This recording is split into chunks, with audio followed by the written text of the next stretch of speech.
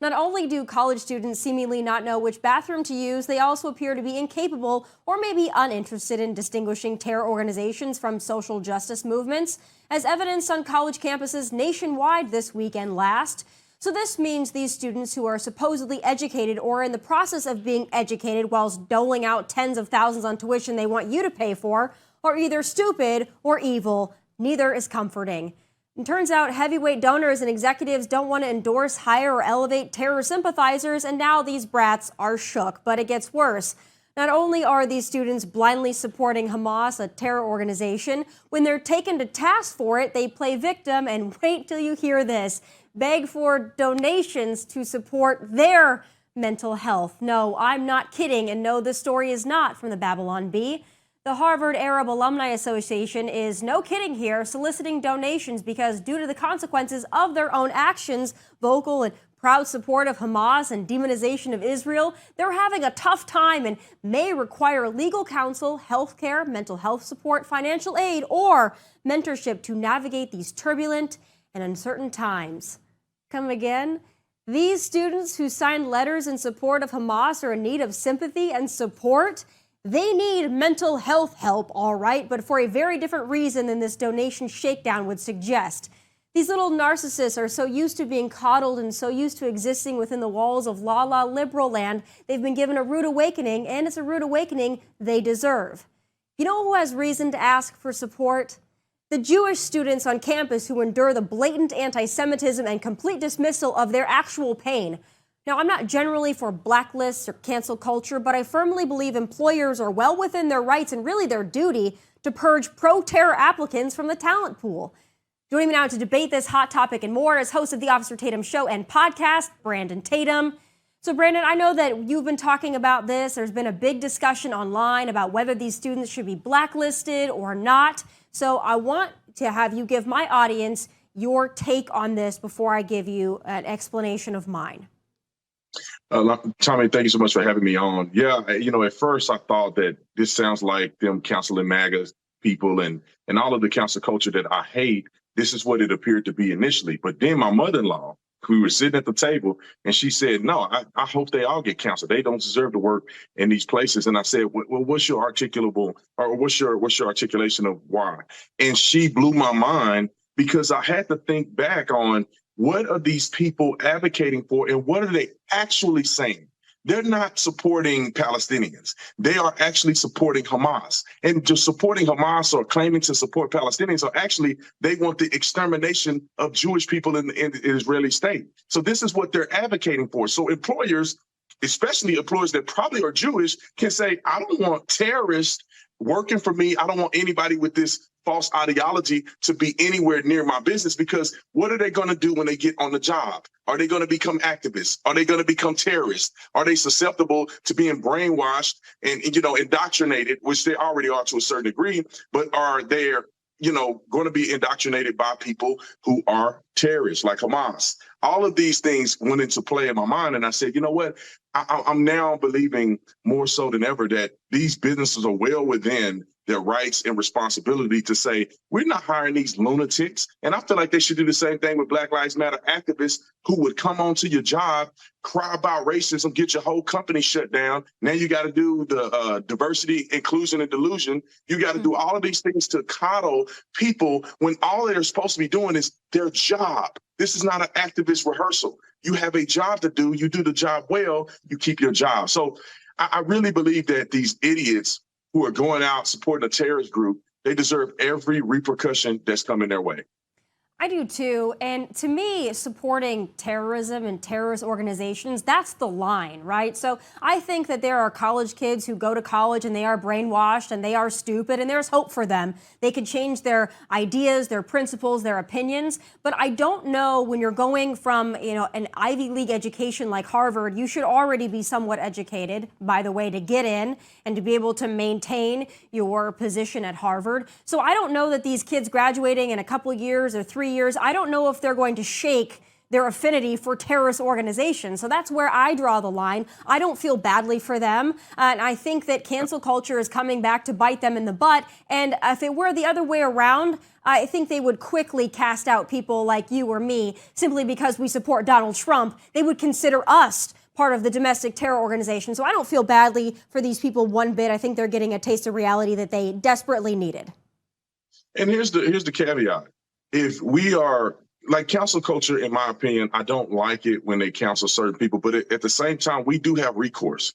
Just like if Bud Light, and they've gotten backlash like never before. I mean, they lost billions of dollars. But if a company decides to make a decision to cancel the applicants who are conservative, who are Trump supporters, or whatever the case may be, go ahead and do that. And then the consumer can then give them the backlash of their lives, and then they have to change course. So it's open game, man. If you guys want to go after the people who are pro-Hamas and terrorist group, do your thing. And if the pro-terrorist group individuals want to make a fuss, then don't shop or don't support that business. And then we'll see how that lands. But I don't think many people would support anybody that is supporting a terrorist group. It is crazy to me that we have people in our country that are, and I say supporting Hamas, claiming that free Palestine. They don't want to free Palestine. If they really wanted the free Palestinians and they want the free Palestine, they should be wanting the free Palestine from Hamas, from these terrorist organizations, not from Israel that gives many Palestinians opportunities to go and work. I was just there a couple months ago.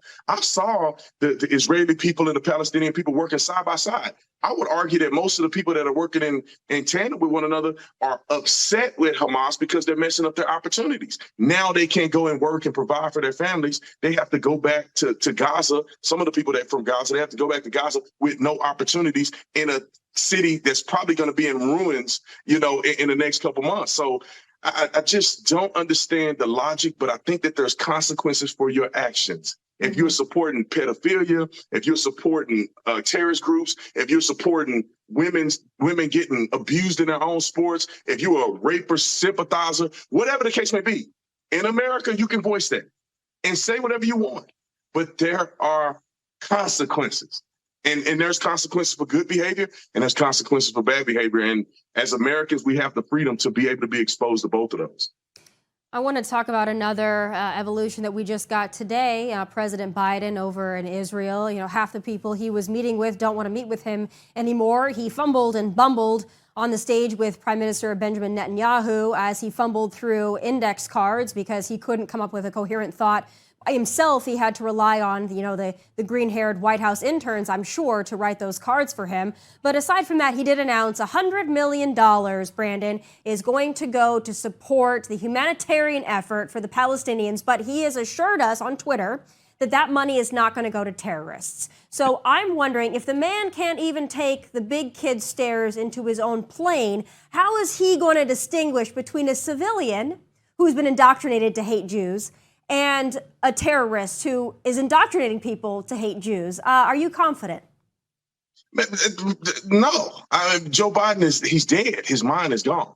He's just existing, falling up and down stairs. He can't speak well. And like you said, these are none of his independent thoughts. He's not controlling anything that's going on. Somebody who is, like you said, a three-headed monster is writing these scripts and telling them what to say and being politically correct, and social justice activism is just oozing through their blood, and they're literally coaching him up to be this type of person.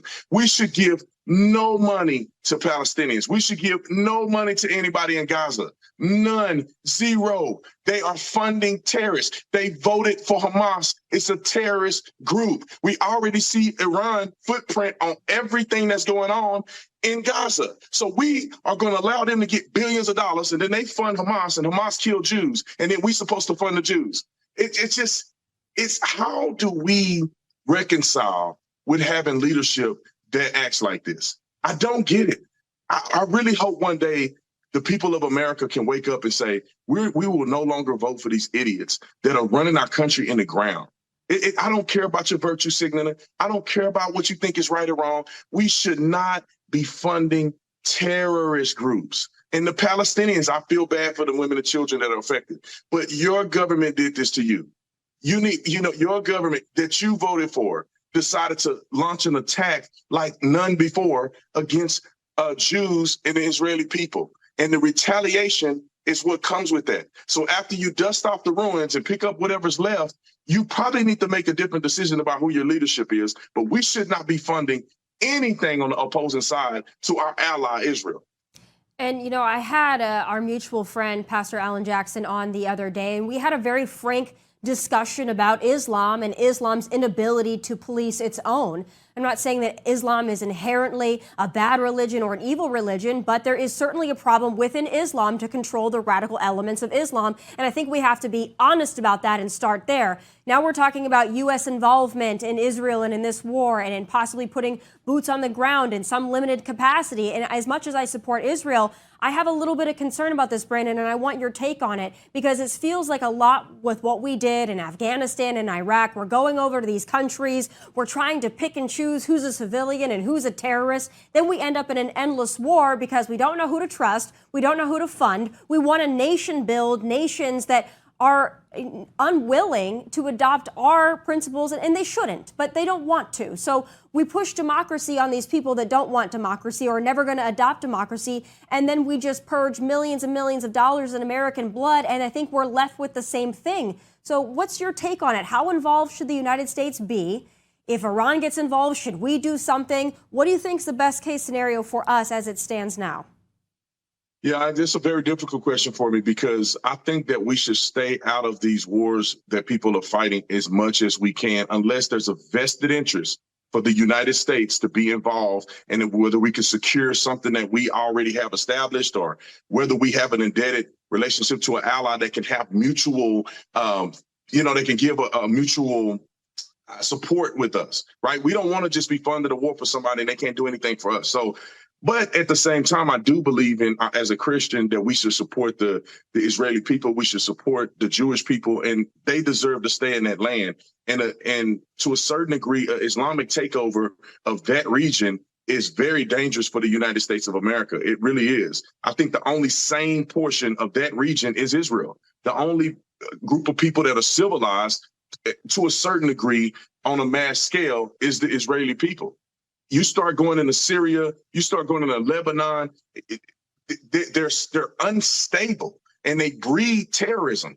And so I think America has to be wise about this. I don't think we should be quick to jump into the wars with these people, because then our American citizens are getting hurt. And I'll say this as well. We have to understand what the fight really is. This is not, they're not like us. Some of these people are not civilized. Some of these people are not looking at their children and love their children and support their children and believe in the things that we believe in. Some of them believe in unibombing. Some of them don't mutilate women. Some of them don't care about their kids. They will literally jihad their entire civilization on behalf of Islam. America is not the same. So we cannot expect that we're going to go over there and be diplomatic and we're going to have conversations with real people and then they're going to do what we want them to do. That's not going to happen. This is a religious war that's been going on for thousands of years, and it's never going to stop.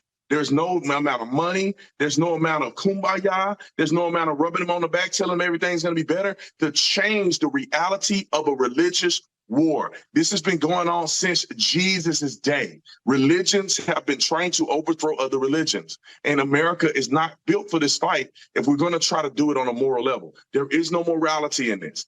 They want the extinction of the Jews, and the Jews' only ability to exist is that they fight back with everything they have. So America should wait and not be so quick to jump into this fight. Allow us to give the resources to Israel for them to fight their own battle. And if we have to assist at the very end before they take their last breath, then maybe we can consider it. But I think they have the fight in them. They've been winning wars, throughout the years.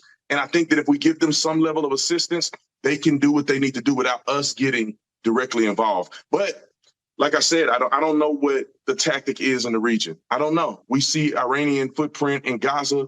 They're damaging, I think it was in Afghanistan or in Baghdad.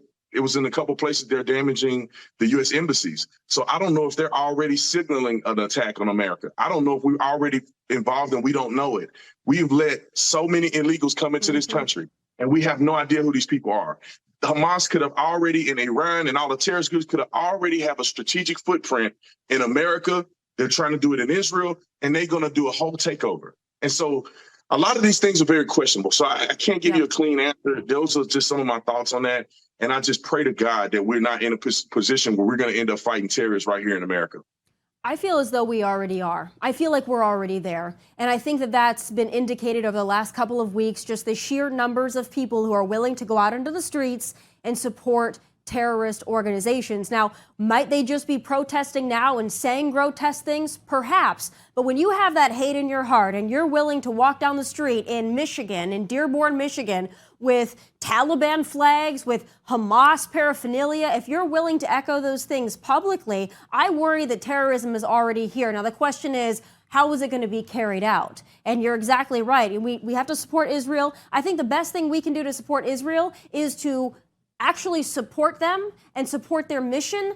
And that means not criticizing every single thing that they do and then believing that they bombed hospitals, which we now find out, of course, wasn't the case or probably wasn't the case. We can never say for certainty, but we're figuring out, what many of us already knew, that Hamas has been launching rockets into itself for years because they can't get the method down, and they kill their own people because they don't care. They would rather kill 1,000 of their own if they can kill 5 Jews in the process. So here we are sitting here, and you've got so many people in this country who are supporting that, who are going to attack Israel relentlessly. I think the biggest thing we can do here is just to combat the propaganda. I don't even know if it's possible, though.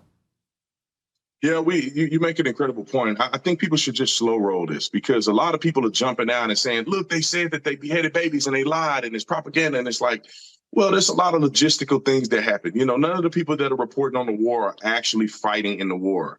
A lot of times they have, soldiers, IDF soldiers that may have reported seeing children without heads, and they claimed that, or maybe it was rumored that they were beheaded, when in fact they probably were shot and they didn't have a head anymore. So those things can be message down to the leadership, and they may make a statement and it may not be 100% accurate. So that doesn't mean they're pushing propaganda. That means in war times, there's not somebody that's on the phone like, hey, Netanyahu, let me just tell you what happened today. I mean, there's a lot of stuff going on. They're finding bodies, they're fighting, people are getting attacked, and IDF soldiers are dead, set on fire, people are getting raped, and hostages are being taken to Gaza. And so there could be some misinformation that occurs. That does not mean that there's propaganda. So I would err on the side of believing this, because I've been to Israel. The Israeli government is very similar to America. They're a functional, civilized government. The military is functional and civilized. There are defectors. There are people that do things they're not supposed to do, just like they do in America. And they act in the best interest of their country. Sometimes they probably do stuff they ain't supposed to do, just like we do. But to think that they're on the same level as Hamas and some of these these Muslim nations is just asinine to me. So take the step back and say they're acting in good faith until we have unequivocal evidence that they are not.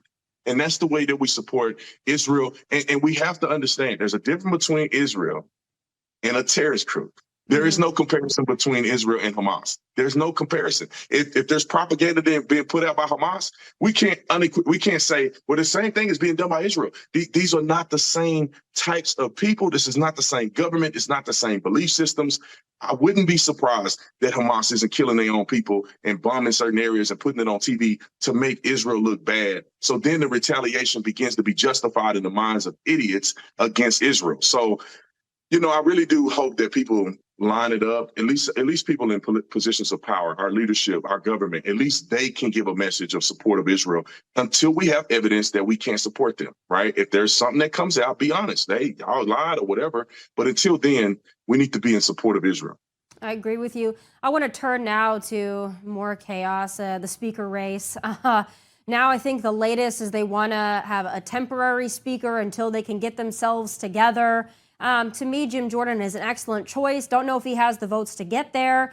To me, I'm also really frustrated because I don't think a lot of Americans really care who the speaker is necessarily, but they care that things are getting done, and they care when they go to vote next November, the party that they're voting for can keep itself together and can operate. And I think we're sending a horrible message to independents and moderates that we can't do that. What do you think was going to happen next, and what do you hope to see? Yeah, it's very disappointing. I was slightly enthusiastic about McCarthy being ousted because listen, the Speaker of the House is a representative of the House of Representatives on the Republican side, whoever had the majority. That's all that is. There's nothing more to it. You're just a representative. To be honest, you are supposed to represent the thoughts of all of the combined members of the House of Representatives. You're not supposed to be a rogue person just making decisions on your own. So whether they have Jim Jordan or they have Jimmy the Cricket, it really should not matter, because that person should operate on behalf of the majority House and what they want, because the people have elected them to be there. And then that person is the person elected to represent them. And so I think it shouldn't be that big of a deal. But Republicans are sending a bad signal because we seem unstable. Even to a Republican, we seem unstable. I'm like, okay, we get rid of McCarthy. Now we're scrambling to figure out who is who. And then a gentleman was just on the news talking about he voted for somebody because he didn't like Jim Jordan. He didn't want to vote for Jim Jordan. And it's like, we're not middle schoolers. We're grown men, grown women who should be making grown-up decisions on behalf of our constituency, not on behalf of our emotions. And so it's mind-blowing to me that Republicans continue to do stupid stuff. We should be putting somebody in a position, and we should be ramming it down the throats of these Democrats. And I will say this, and I'll say this until I turn blue in the face. There is no bipartisan anything when it comes to the Democrats. We do not operate in bipartisanism, if that's even a word.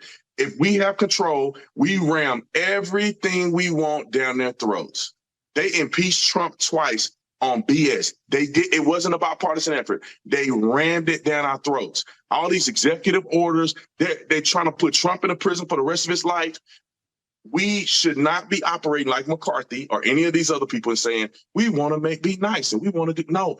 We should ram it down their throats as much as we can and get as much done while we can. Because if they get control of the House, the Senate, the presidency, our country is doomed. We're not going to recover for another 100 years. So if we ever will be able to recover, I mean, I don't know if we lose, you and I have been saying this, if we lose in 24, I don't know that there is recovery. It's gotten so bad in the last 2.5. I don't know how it gets worse, but I'm sure it can. Last thing I want to ask you about, in my perspective over these last couple of weeks, watching Governor Ron DeSantis operate, watch his firm stance on Gaza and not accepting refugees, his firm stance also going and bringing home Americans from Israel, his ability to communicate, his ability to lead. To me, I've been very impressed over the last couple of weeks. I feel like he is acting like a president, maybe more so than our former president. And I want your take on that. Is he surprising you? Is he impressing you? Yeah, he's impressing me. He's not surprising me. He's been doing this stuff. I mean, if you look at Ron DeSantis and you take away all of the fluff and the excitement and the celebrity status, Ron DeSantis' track record is elite.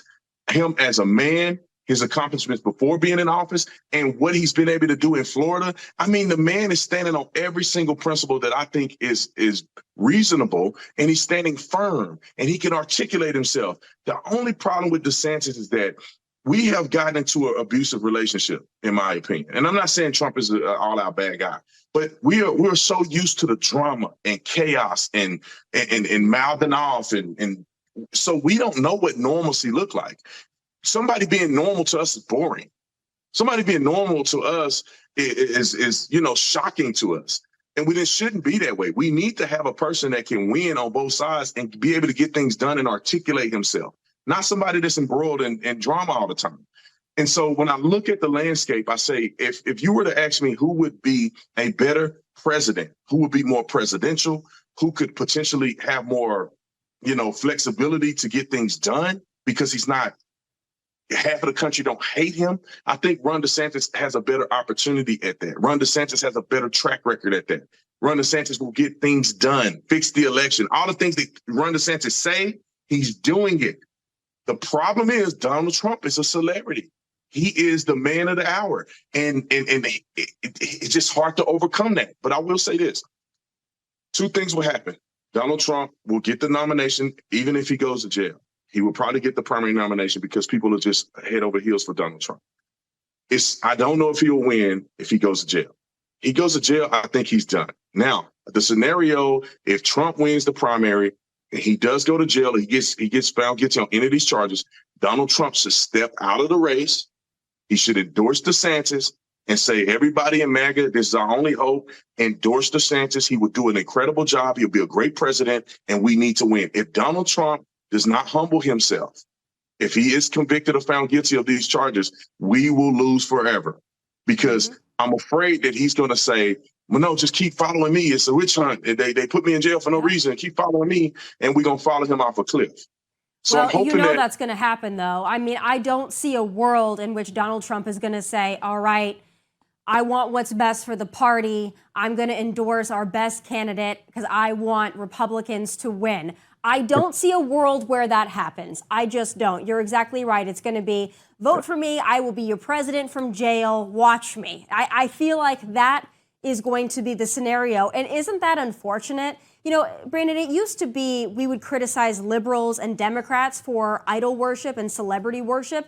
Over on the Republican side, we'd be like, we don't need celebrities. You know, we believe in America. We don't need Beyonce or Jay-Z on the stage for us. We just have the values and the principles. And how quickly that has shifted to where we are now, where it's like exactly as you said, well, we want a celebrity, though. We want excitement. We want somebody who's going to have a mugshot. And I get it, and I'm a fan of Donald Trump, but I just think that that's sad for our party, that that's first and foremost what we're looking at, and we're not seeing the great qualities in a leader that we have in front of us that could actually win. I don't know how we got here, but it feels a little hypocritical, if I'm honest. Yeah, I think to a certain degree it does. It's a little weird, man, because, you know, I like Donald Trump. You know, I want him to be a good president. I want him to do well. But I'm also realistic. You know, I don't care about Donald Trump more than I care about the country. And it's not about Trump. It's not about one person. It's about the people. That's what our whole country is built on. We the people. It's not we the president. You know, and I think this is very apparent, and it's kind of scary to me that there is a cult-like following that Donald Trump has amassed. And I don't know if it's his fault or not, or people just susceptible to being in cults.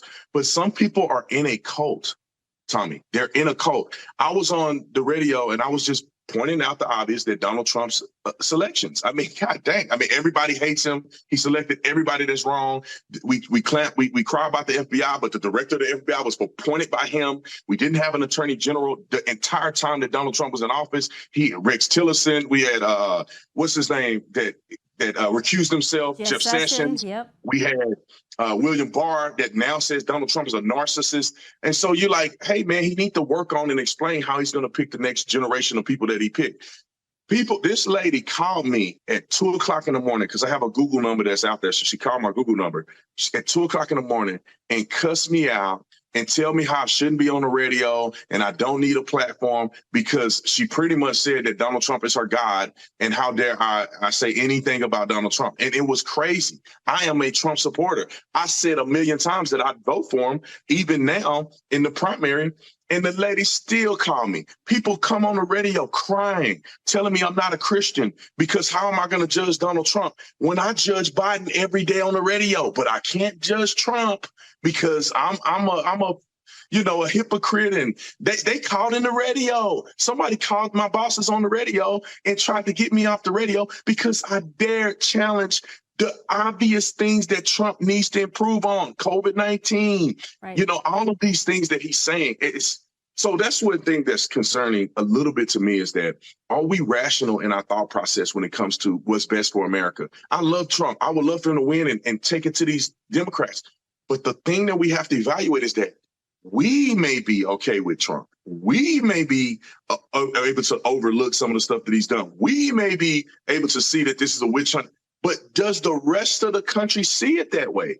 And if they do not, we're going to end up like we did in 2020. We know that they did nefarious things in 2020. Stevie Wonder can see it. However, there was a lot of people that voted for Biden. I mean, I say for Biden. They voted against Trump. Yep. People came out the woodworks. People, they feel like that their life will be ended and we would end up in an internment camp if Donald Trump was president. They've been able to convince people of that. And we have to acknowledge that maybe, just maybe, more people than we think hate this guy to the point of derangement, and they're going to vote against him again.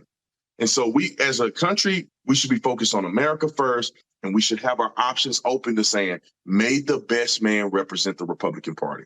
And the best man who can win. You know, I'm right in line with you, Brandon. They call me DeSimp all the time when I say nice things about Ron DeSantis, who, you know, a year ago they said was America's governor and a great leader. But all of a sudden, if you point out DeSantis's accolades, you are a DeSimp. So I guess I'm a simp, but I'm an honest one. Thank you for always being honest, even when you get the backlash. I certainly appreciate you going over all these topics with me, and I hope to talk to you soon. All right. Thanks, Tommy. You have a blessed day. You as well, Brandon.